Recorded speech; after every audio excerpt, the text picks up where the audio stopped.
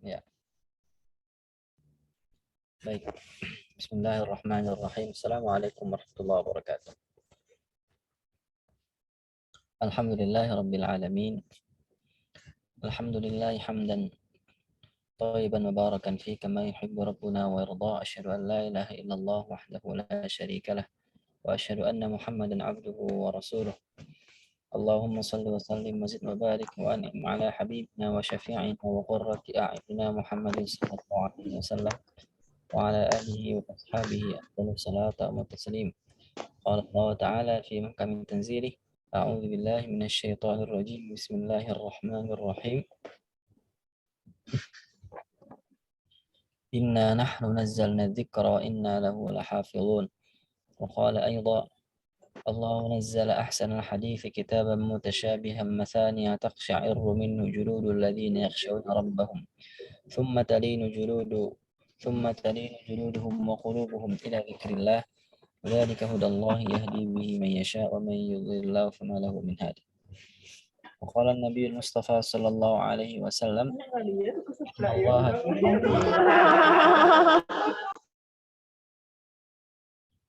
إن الله يرفع بهذا الكتاب أقواما ويضع به آخرين. Teman-teman, para hadirin hadirat yang Allah muliakan, alhamdulillah pada pagi hari ini Allah Subhanahu wa taala memberikan kita kesempatan untuk bersama-sama mempelajari ilmu agama, untuk sama-sama mempelajari ilmu Al-Qur'an, untuk sama-sama bersilaturahim dalam keadaan sehat, dalam keadaan nikmat dan afiat. Tentu ini tidak bisa berlangsung tanpa pertolongan Allah Subhanahu wa taala dan juga dorongan azam yang kuat yang sudah diniatkan oleh rekan-rekan semua para pendengar dimanapun berada. Dan saya berterima kasih kepada Rumah Tahfidz Quran An-Nur yang telah memprakarsai adanya acara ini, yang telah menjadi wasilah para pendengar, rekan-rekan yang ingin hadir dan juga wasilah kami untuk bermuajahah meski baru lewat Zoom. Semoga jika waktu mengizinkan, jika kondisi mengizinkan, ya kita sama-sama berharap bahwa kita tidak hanya bertemu di ruang Zoom saja, tapi juga bisa bertemu bersilaturahim di ruang nyata, di dunia nyata. Dan juga yang lebih nyata lagi, yang lebih kita harapkan lagi adalah kita bisa berjumpa dan bertemu bersama Rasulullah SAW kelak di surganya. Amin amin ya rabbal alamin. Di surganya Allah Subhanahu wa taala.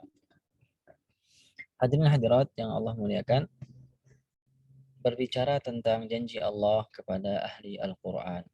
Janji Allah Subhanahu wa taala tidak pernah tidak ditepati. Allah Subhanahu wa taala berulang kali sebanyak kurang lebih 6 kali. Allah bilang, "Innallaha la yukhliful mi'ad. Innaka la tukhliful mi'ad." Kata al-mi'ad dalam Al-Qur'an itu ada dicantumkan kurang lebih ada 6 kali. Ada 6 kali. Semua penggunaan kata al-mi'ad itu dimasukkan untuk janji, perjanjian ataupun kesepakatan, ya, al-mi'ad. Dan penulisan kata janji dalam bahasa Arab al-mi'ad itu adalah mim, ya sukun, mim kasroh, ya. Saya ulangi. Penulisannya adalah mim kasroh, ya sukun, ain fathah, lalu ada alif. Mi'ad, lalu kemudian dal. Mi'ad. Dan penulisannya semuanya begitu. Mi'ad. Di huruf ainnya ada huruf alif. Mi'ad. Kecuali di satu tempat, yaitu di surah Al-Anfal. Ayat 40. Di juz 10. Kalimat janji dalam Al-Quran di ayat itu tidak ditulis dengan mi'ad. Tapi mi'ad. Ainnya tanpa alif mad. Ya. Paham ya? Para pendengar ya. Semoga bisa ditangkap maksud saya. Nah, kenapa? Kenapa penulisannya sampai sedetail itu? Karena Allah Subhanahu wa taala ketika berjanji maka Allah pasti akan detail janjinya. Ketika Allah Subhanahu wa taala berjanji, maka Allah Subhanahu wa taala pasti memenuhi janjinya tanpa celah, tanpa kekurangan, tanpa ada sedikit pun celah. Dan karenanya dalam penulisan janjinya pun ditulis dengan mi'ad, dengan alif. Tapi hanya ada satu tempat di mana mi'ad ditulis tanpa alif. Ya. Di manakah itu tadi? Di surah Al-Anfal ayat 40, 41 40 ya. Walau tawa'attum lakhtalaftum fil mi'ad. Walau tawa'attum lakhtalaftum fil mi'ad. Itu ditulis dengan mi'adnya itu tanpa alif, ainnya tanpa alif. Tapi dibaca tetap dengan mad ya. Walau tawa'attum lakhtalaftum fil mi'ad. Ditulis tanpa alif tapi tetap dibaca panjang dua harokat ainnya, huruf ainnya. Kenapa di situ tidak ditulis dengan alif? Karena janji yang terjadi di ayat itu adalah janji antara manusia. Adalah janji antara makhluk dengan yang lainnya. Antara janji kelompok Nabi Muhammad SAW, pasukan Ansar, pasukan Muhajirin, dan pasukan kaum Quraisy yang dipimpin oleh Abu Sufyan dan Abu Jahal. Ya. Rombongan karavan, ya, rombongan niaga yang dipimpin oleh Abu Sufyan. Dan terjadilah perang Badar yang terjadi tidak direncanakan. Ya. Yang terjadi tidak direncanakan menurut petunjuk ayat ini. Seandainya walau tawa'atum, seandainya kalian dua kelompok ini berjanji, kalian pasti tidak berjanji untuk berperang ya, bikin janji gitu ya, untuk perang. Lakhtalaftum fil mi'ad, kalian pasti nggak akan ketemu, kalian nggak akan bisa saling memenuhi itu. Karena apa? Karena kalian manusia biasa yang kalau berjanji, yang kalau berkomitmen terhadap sesuatu, pasti dalam memenuhi komitmen dan janji itu ada saja salah-salahnya, ada saja kurang-kurangnya, ada saja hal-hal yang tidak nanti kalian sepakati, ada masanya kalian akan tidak bertemu lagi.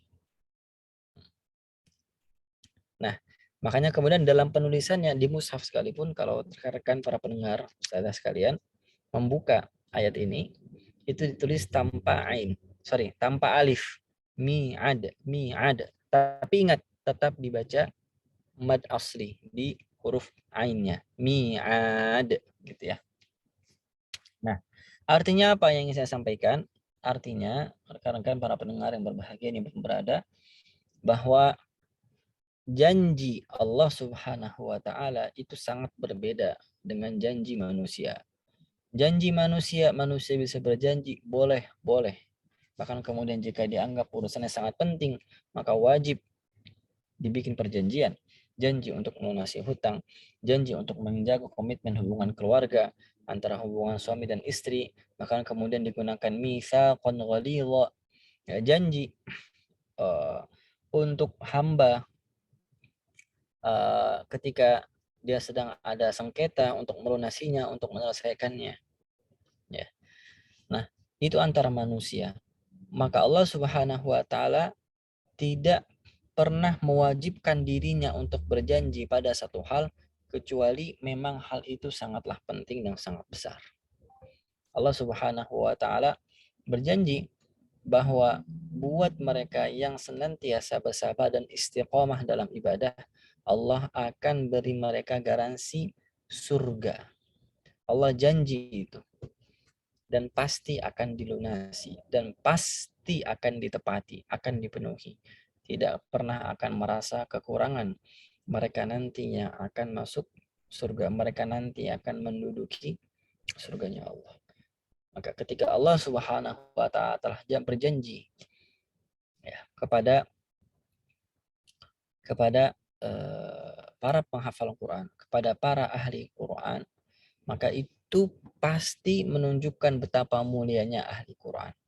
Itu berarti pasti menunjukkan betapa mulianya Al-Quran itu sendiri, dan itu pasti menunjukkan betapa hebatnya Allah subhanahu wa ta'ala.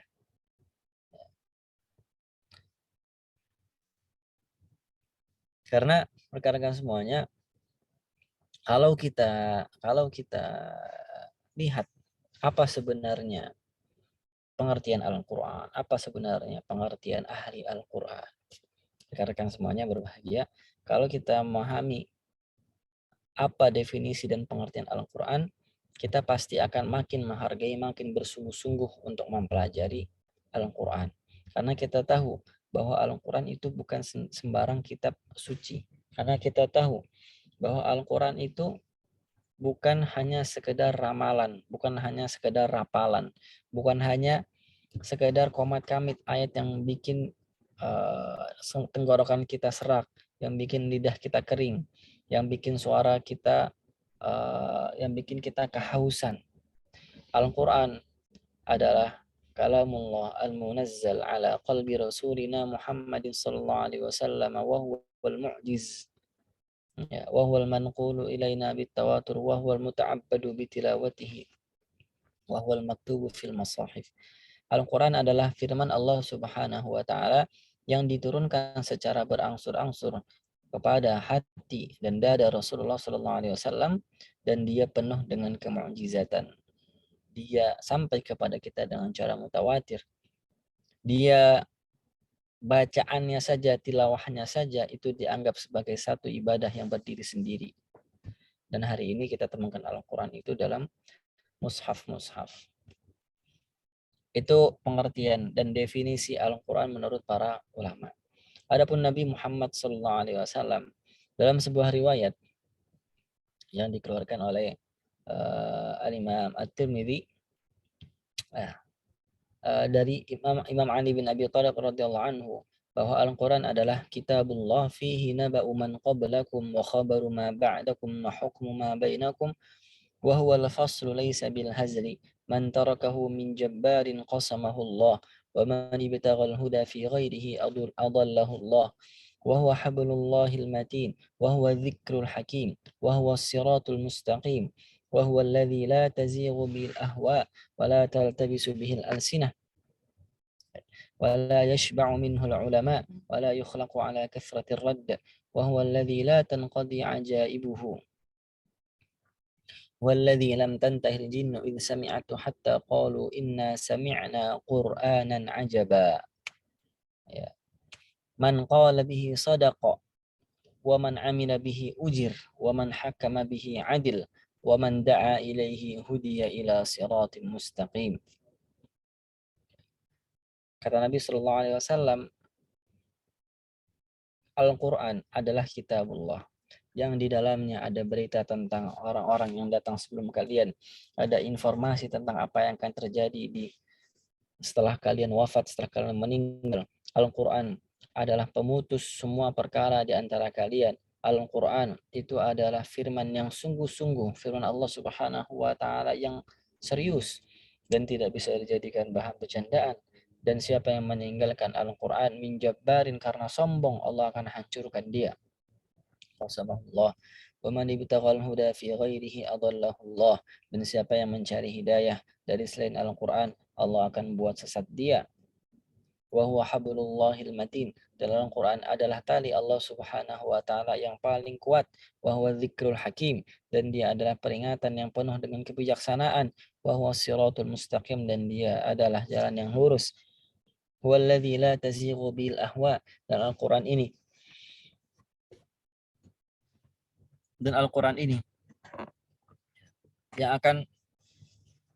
yang tidak akan pernah cocok ya dengan hawa nafsu ya, wala taltabisu bihil alsinah. Dan Al-Quran ini tidak akan pernah tercampur, tidak akan pernah tertukar oleh bahasa manapun,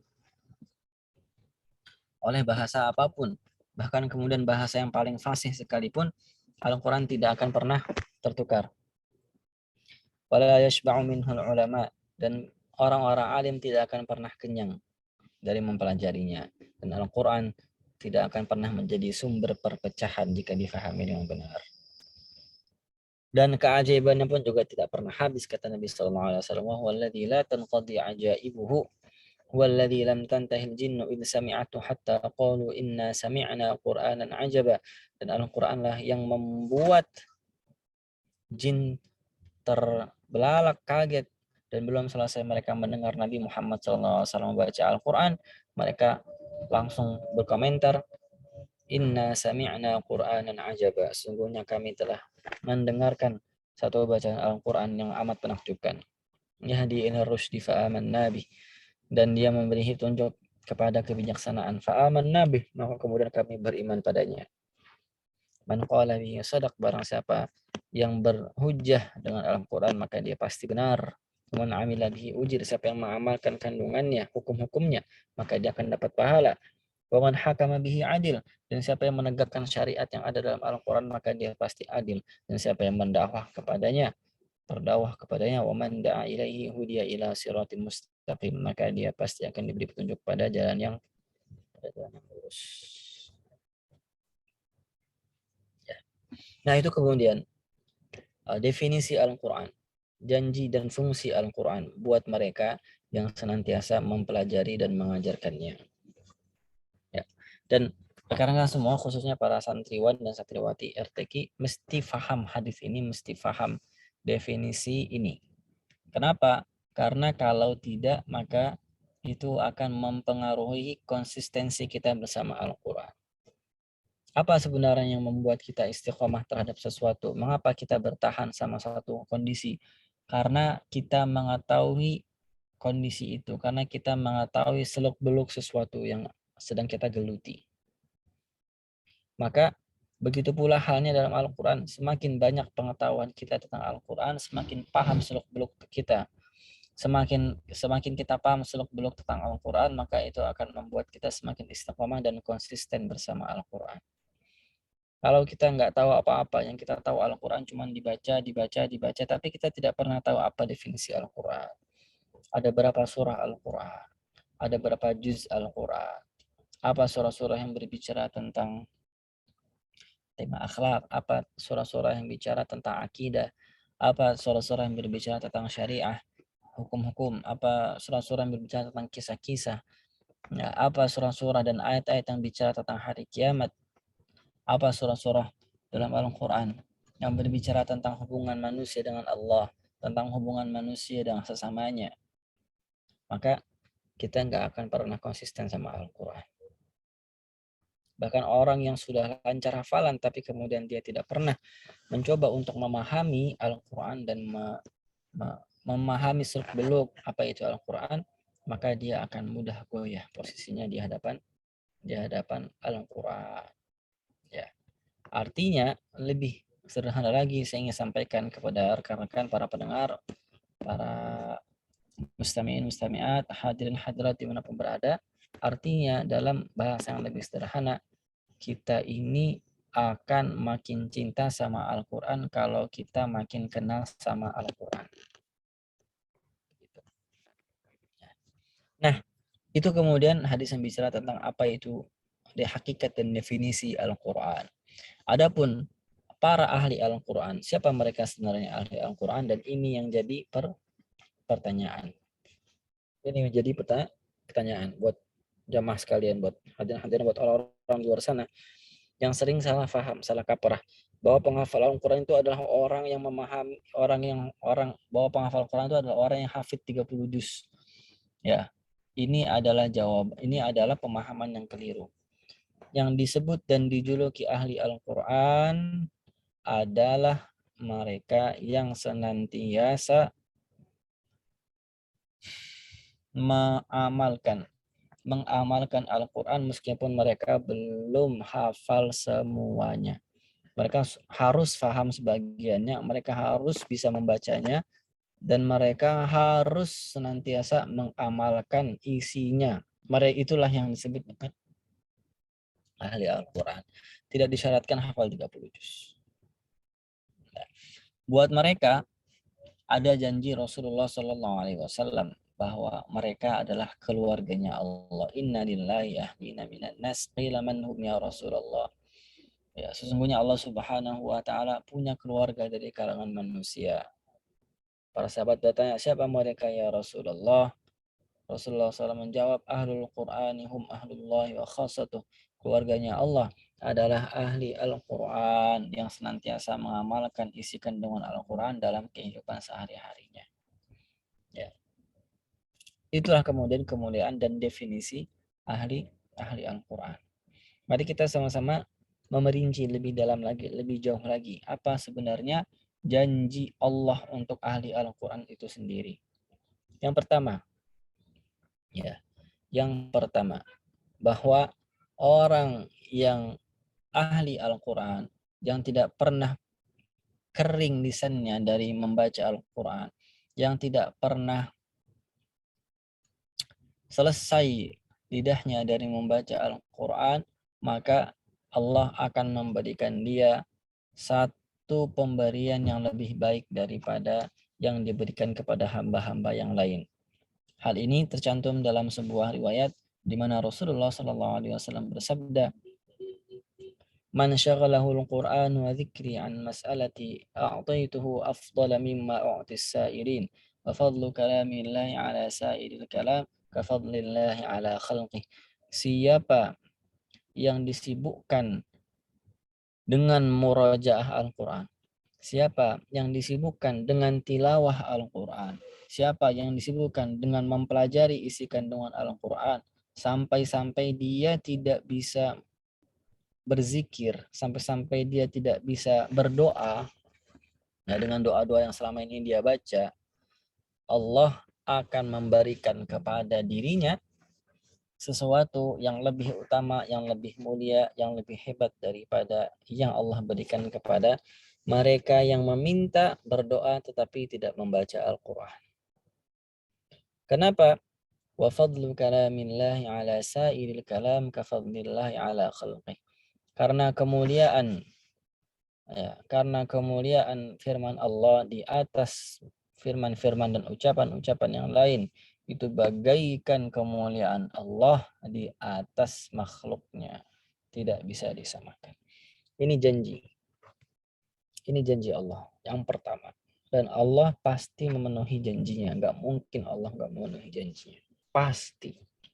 Sebagaimana tadi sudah kita sampaikan di pengantar, bahkan penulisan janji dalam Al-Quran pun itu ditulis dengan kata dan bentuk yang sempurna. Mi'ad. Ya. Wa'adallah la yukhlifullah wa'adahu walakinna aktsaran nasi la ya'lamun. Dan inilah janji Allah. Wa'adallah la yukhlifullah wa'ada. Allah tidak akan pernah menyelisihi janjinya, tidak akan pernah mengingkari janji. Hanya manusia saja yang mereka itu tidak tahu dan lupa. Tidak tahu atau lupa. Ya. Kemudian janji yang kedua buat ahli Al-Quran. Setiap kali ahli Al-Quran membaca Al-Quran, maka sesungguhnya dia sedang didampingi oleh satu makhluk yang amat mulia. Ciptaan Allah yang sangat mulia, yang tercipta dari cahaya. Yang tercipta dari cahaya. Siapakah itu? Siapa lagi kalau bukan malaikat? Siapa lagi kalau bukan malaikat? Ciptaan Allah yang amat sempurna, yang tidak punya kekurangan, tidak punya syahwat, tidak punya hawa nafsu. Karena dalam sebuah hadis Nabi Shallallahu Alaihi Wasallam bersabda, "Wa ma jitama'a qaumun fi baitin min buyutillah yatluna kitaballahi wa yatadarasunahu bainahum illa nazalat alaihim as-sakinah wa ghashiyatuhumur rahmah wa haffathumul malaikah wa dzakarahumullahu fi man indah." Bahwa tidak ada satu kelompok dari manusia di mana mereka mempelajari Al-Quran, membaca Al-Quran, kecuali pasti malaikat akan turun untuk mereka. Ya. Dan rahmat Allah akan meliputi mereka. Dan ketenangan akan turut mengikuti mereka. Dan Allah akan menyebut nama mereka satu persatu. Ini janji Allah Subhanahu wa taala kepada ahli Al-Qur'an, bahwa yang menyimak itu bukan manusia, bahwa yang menyimak bukan sekedar manusia, melainkan malaikat yang menyimak. Ya, melainkan yang menyimaknya adalah manusia.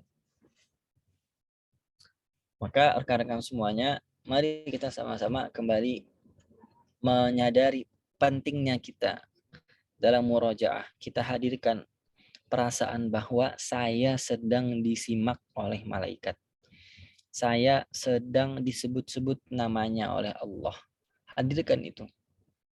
Hadirkan perasaan itu. Jangan sampai kita membaca Al-Quran tetapi hati kita ghaflah. Hati kita lalai. Jangan sampai kita menyimak Al-Quran dibaca namun pendengaran kita juga ghaflah, lalai. Kita tidak mentadabburinya, tidak kita hadirkan itu. Padahal sebagaimana yang tadi Al-Fakir bacakan di awal, ada ayat dalam Al-Quran yang menunjukkan bagaimana seharusnya para ahli Quran itu bersikap di hadapan Al-Quran yang dibaca. Apa kata Allah? Allahu nazzala ahsanal hadithi kitaban mutasyabiha. Mathaniya taqsha'irru minhu juludul ladhina yakhshawna rabbahum thumma talinu juluduhum wa qulubuhum ila dzikrillah. Dzalika hudallah yahdi bihi man yasha' wa man yudlilillahu fama lahu min had. Ya.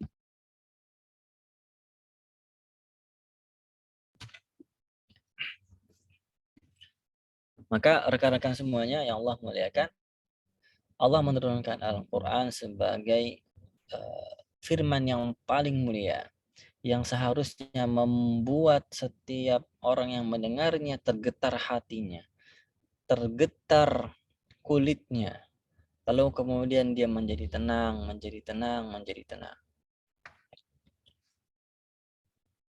Kemudian juga janji Allah Subhanahu wa taala yang berikutnya untuk para ahli Al-Qur'an.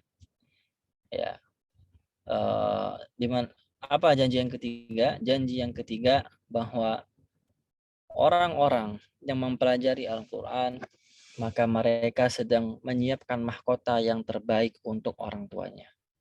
Kemuliaan yang terbaik.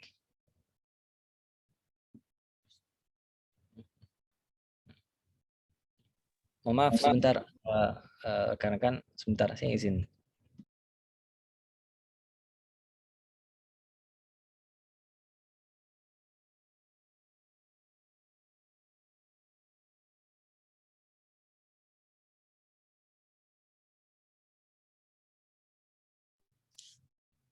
Nah, janji Allah yang ketiga ini apa? Kata Nabi Shallallahu Alaihi Wasallam, Inna mimma yalhaqul mu'mina min amalihi wa hasanatihi ba'da mautihi ilman 'allamahu wa nasharahu wa waladan salihan tarakahu wa mushafan warathahu aw masjidan banahu aw baitan libnis sabili banahu aw nahran ajrahu aw sadaqatan akhrajaha min malihi fi sihhati wa hayatihi yalhaquhu min ba'di mautihi. Semua amal soleh dalam bentuk ilmu yang disebarkan, anak soleh, mushaf yang diwakafkan, atau masjid yang dibangun, atau rumah untuk anak yatim yang dibangunkan, atau sumur yang dibor, atau sodakoh yang dikeluarkan, semuanya itu nanti akan menghampiri si pelakunya setelah dia mati. Ya, setelah dia meninggal. Dalam bentuk apa? Dalam bentuk kemuliaan, dalam bentuk cahaya. Khusus untuk penghafal Al-Quran, Al-Quran akan datang memuliakan para orang tua ahli Al-Quran. Siapa di sini yang tidak ingin memuliakan orang tua? Tentu kita ingin berbakti kepada orang tua yang telah mendidik kita sejak kecil. Ya. Dan sebaik-baik cara untuk berbakti kepada orang tua adalah dengan menghafaz Al-Quran. Ya, man qara al-Qur'ana wa amila bihi ulbisa walidahu tajun yaumal qiyamah dawuhu ahsanu min daw'is syamsi.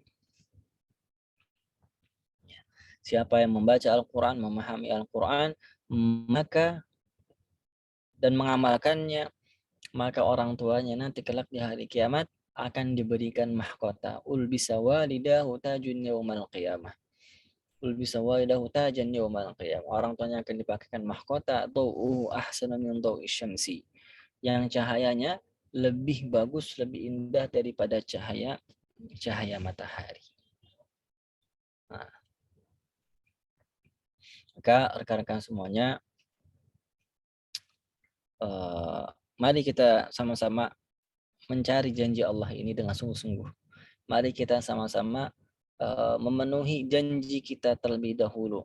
Kalau ingin kita dipenuhi janjinya. Meskipun kita sebagai manusia banyak kekurangannya dalam memenuhi janji, dalam menaati Allah, dalam beribadah kepada Allah, tetapi Allah tidak akan pernah melupakan setiap usaha, setiap upaya yang dilakukan oleh hambanya, meskipun itu hanya sederhana, meskipun itu kecil, meskipun itu sebentar. Selama itu kita niatkan untuk lillahi ta'ala, maka Allah pasti akan mendengarnya, mencatatnya, dan membalasnya. Maka itu tips yang pertama, rekan-rekan semua yang berbahagia, yang berada, itu yang pertama, tips yang pertama. Niatkan interaksi kita bersama Al-Quran itu hanya untuk Allah Azza wa Jalla, bukan untuk yang lain. Niatkan interaksi kita sama Al-Quran adalah untuk menggapai ridhonya Allah, bukan ridho orang lain. Niatkan ketika kita sedang membaca Al-Quran, berarti kita sedang disimak oleh Allah Subhanahu wa Ta'ala, bukan disimak oleh orang lain. Langsung Allah yang menyimaknya. Ya.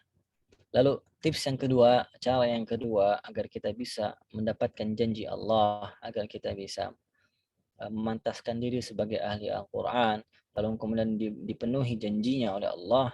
Tips yang kedua adalah mudawamah, berusahalah untuk konsisten dan kontinu dalam membaca Al-Quran. Wajib berusaha untuk konsisten dan kontinu dalam membaca Al-Quran. Jangan setengah-setengah, jangan sebentar-sebentar. Jangan membaca Al-Quran ketika lapang saja. Atau jangan baca Al-Quran ketika sempit saja. Jangan baca Al-Quran ketika senang, lalu kemudian kita tinggalkan ketika kita sedih. Atau sebaliknya, kita kembali membaca Al-Quran kalau kita lagi sedih saja.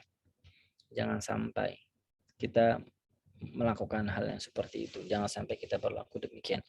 Kita membaca Al-Quran di setiap kesempatan, di setiap waktu. Orang-orang yang senantiasa berpegang teguh dengan tali keselamatan, maka dia tidak akan pernah tenggelam.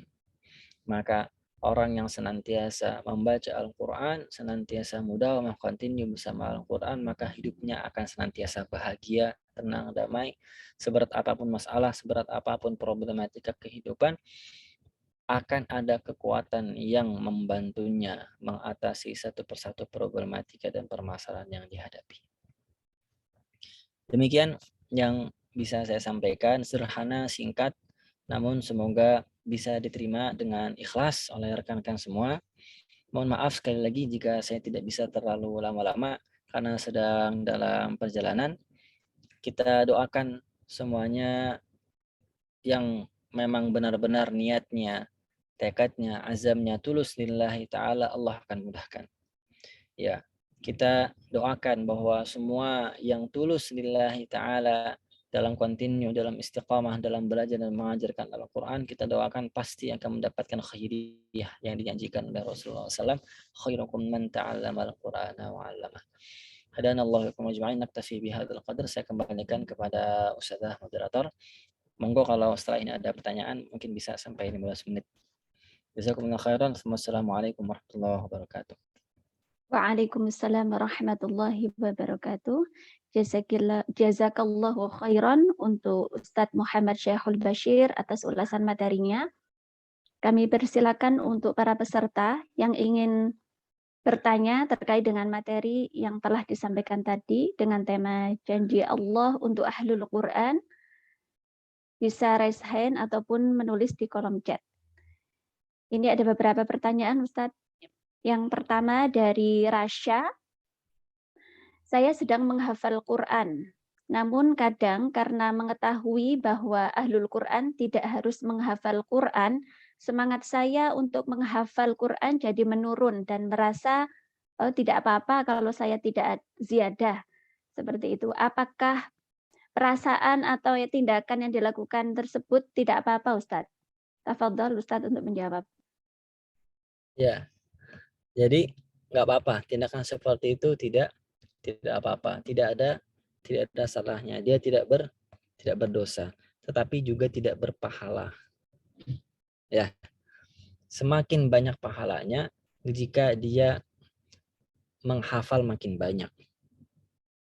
Karena kita memahami bahwa ahli Al-Quran itu bukan yang hafal Quran 30 juz, tapi dia mengamalkan. Karena kita memahami itu, maka sebaliknya kita mesti makin sungguh-sungguh mempelajari isi Al-Quran, isi kandungannya untuk bisa diamalkan.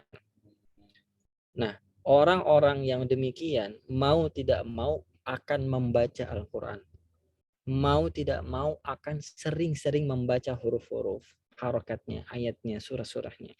Mau tidak mau pelan-pelan dia akan menghafalkan semuanya. Jadi pada akhirnya ahli Al-Quran yang sejati mau dari manapun dia memulai perjalanannya bersama Al-Quran, dari pemahamannya terlebih dahulu, dari mengamalkan isinya terlebih dahulu, dari membaca, mempelajari tahsin dan tajwidnya terlebih dahulu, dia pasti akan sampai ujungnya di mana? Akan sampai ujungnya dari menghafal Al-Quran semuanya 30 juz. Karena itulah contoh dari para salafun salih. Karena itulah contoh dari Nabi SAW, dari para ulama.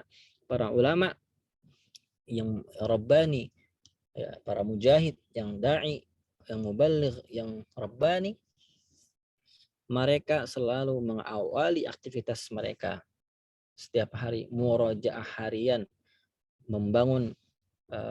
bangunkan malam, mereka qiyamul lail tidak pernah lewat, dan kemudian mereka senantiasa murojaah berjuz-juz, mengulang hafalan sebanyak-banyaknya. Itu tidak bisa dilakukan kalau mereka belum hafal Al-Quran 30 juz.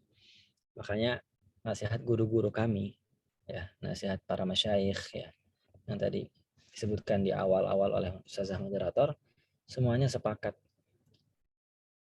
Sesibuk apapun, sehebat apapun, sementereng apapun gelar Anda dalam punya ilmu, dalam punya akademisi, dalam punya prestasi akademik apapun, tapi kalau tidak hafal Al-Quran, maka itu semua tidak akan sempurna.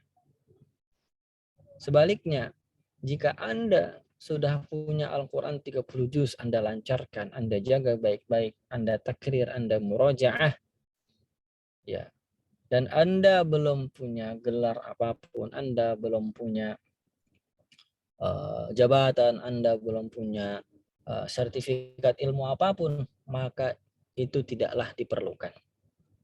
Ya, itu tidaklah diperlukan. Karena Allah Subhanahu wa taala, ini nasihat bukan dari saya, nasihat dari guru-guru kami, ya. Karena Allah Subhanahu wa taala bilang, "Walaqad atainaka sab'an minal mathani wal Qur'anal 'azim."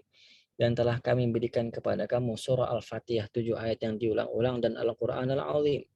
La tamuddanna 'ainaika, dan janganlah setelah itu kami berikan Al-Qur'an kepada kamu, kamu sudah hafal Qur'an, jangan kamu sekali-kali terlalu terlena dengan apa yang kami berikan kepada hamba-hamba yang lain. Inilah prinsip hidup kita sebagai ahli Al-Quran. Baik Ustadz, terima kasih untuk jawabannya. Selanjutnya yaitu pertanyaan yang kedua. Pertanyaan yang kedua dari Bu Rizka.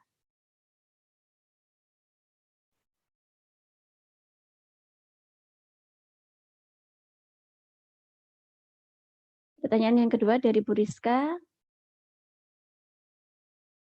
Bentar. Bu Rizka Fauzia. Bagaimana cara menggabungkan antara menambah hafalan dan murojaah, karena ada kalanya ketika selesai hafalan atau ziyadah 1 juz, kemudian pindah ke juz selanjutnya, maka hafalan sebelumnya akan memudar, Ustadz. Bagaimana solusinya? Tafadhol, Ustadz. Ya, cara yang paling baik untuk menggabungkan antara murojaah dan menghafal adalah dengan memanage waktu dengan baik. Orang yang gagal memanage waktu dengan baiknya bersama Al-Quran, maka dia akan gagal dalam menghafal Al-Quran. Hafalkan Al-Quran di pagi hari dan murojaah Al-Quran di sore hari. Atau bisa dibalik, murojaah di pagi hari dan menghafal di sore hari. Murojaah di pagi hari, menghafal di sore hari. Kalau dulu metode kami belajar seperti itu, menghafalnya ba'da maghrib, murojaahnya ya itu setelah subuh. Ya. Kalau sibuk gimana? Sibuk rumah tangga, sibuk apa ya dan seterusnya, maka maksudnya kesibukan yang membuat kita tidak bisa memanage waktu dan memprogram diri kita bersama Al-Quran, maka nasihat saya cuma satu, jawaban saya cuma satu, bergabunglah bersama rumah tahfidz atau rumah tahsin, rumah Quran, lembaga tahfidz, pondok tahfidz, di mana di sana sudah diatur yang paling cocok buat kita menghafal Al-Quran.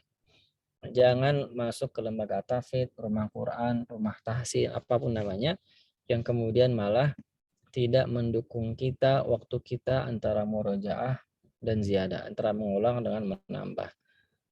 Ya. Satu hal lagi yang mesti kita pahami, bahwa murojaah lebih utama daripada menambah.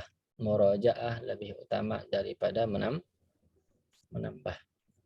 Itu mungkin yang saya sampaikan. Baik, Ustadz. Untuk pertanyaan ketiga, ini dari Bu Farhah Dwi Tanto. Apa benar katanya jika menghafal Al-Quran tidak akan kena siksa kubur? Setelah itu, apa syarat-syarat dan ketentuan atau hafalan minimal Ustadz agar tidak kena siksa kubur?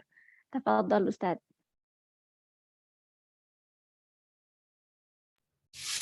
Ya, jadi betul bahwa ada janji Nabi SAW, para penghafal Quran tidak akan tersentuh oleh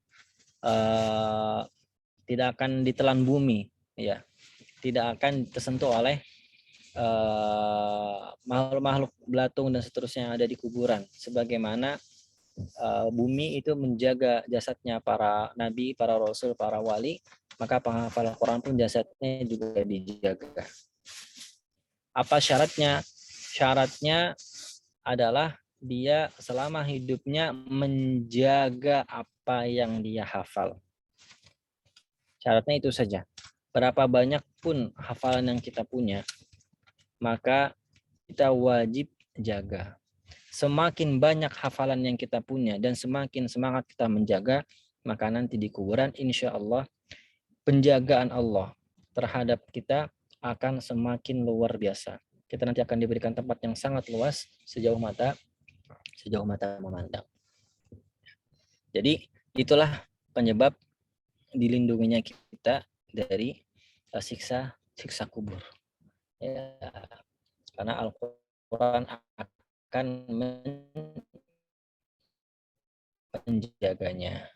menjaga kita, insya Allah. Jalan lagi ini, mohon maaf. Jazakumullah khairan katsiran. Oh ya, Ustadz. Kami ucapkan terima kasih kepada pemateri Ustadz Muhammad Syekhul Bashir atas ulasan materinya dan juga dari tanya jawab. Ini sebenarnya dari peserta masih banyak yang ingin bertanya, Ustadz. Mungkin karena keterbatasan waktu. Ini dari beberapa pertanyaan ini waktunya sudah selesai nih, Ustadz. Atau bisa nambah lagi pertanyaan? Boleh deh satu lagi, boleh satu lagi deh. Ustadz. Ya, Cari yang sama saja, Ustazah. Dicari yang sama-sama biar bisa. Oh ya, baik Ustadz. Oke. Baik Ustadz, ini pertanyaannya dari Bu Yusi Handayani. Apa hukumnya bagi orang yang belum lancar membaca Al-Quran lalu menghafal Al-Quran, apakah berdosa? Ya, Tafadhol Ustaz. Rasulullah SAW bersabda, Al-mahiru bil Quran ma'as safratil kiramil bararah. Orang yang pandai baca Al-Quran, yang lancar bacaan Qurannya, lalu dia menghafal Al-Quran dengan lancar, hafalannya pun lancar, kemudian ngamalinnya pun juga dia berusaha sekuat tenaga diamalkan, maka dia mendapatkan kemuliaan. Apa kemuliaannya? Ma'asafaratil kiramil bararah. Dia akan dikumpulkan bersama malaikat yang mulia, yang baik-baik. Nah, walladzi yaqra'ul Quran. Adapun orang yang membaca Al-Quran, wa yatata'ta'u fihi, lalu kemudian dia terbata-bata. Wa yatata'ta'u fihi, dia terbata-bata dalam murajaah Al-Quran, dalam membaca Al-Quran. Huruf-hurufnya masih belum betul. Hukum-hukum tajwidnya masih berantakan, masih belepotan. Wa huwa alaihi syaqun, lalu dia kesusahan. Dia tetap berusaha, tetap belajar, falahu ajran, maka buat dia 2 pahala. Yang pertama, pahala membaca 1 huruf dibalas 10 ganjaran. Yang kedua, pahala dia berjuang dan berjihad di jalan Allah Subhanahu wa taala dalam thalabul ilmi, menuntut ilmu.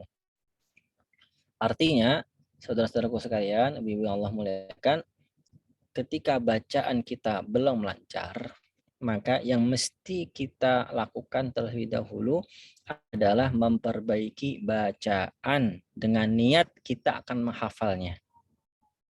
Gitu. Sehingga kita dapat 2 pahala. Pahala meniatkan hafal Quran dan pahala melakukan pembenaran bacaan Al-Quran. Gitu. Ya. Wallahu a'lam bishawab. Semoga Allah mudahkan kita semuanya ya dalam mempelajari ilmu Al-Quran dan mempraktekannya. Wallahu a'lam bishawab. Amin, amin, ya Rabbal Alamin.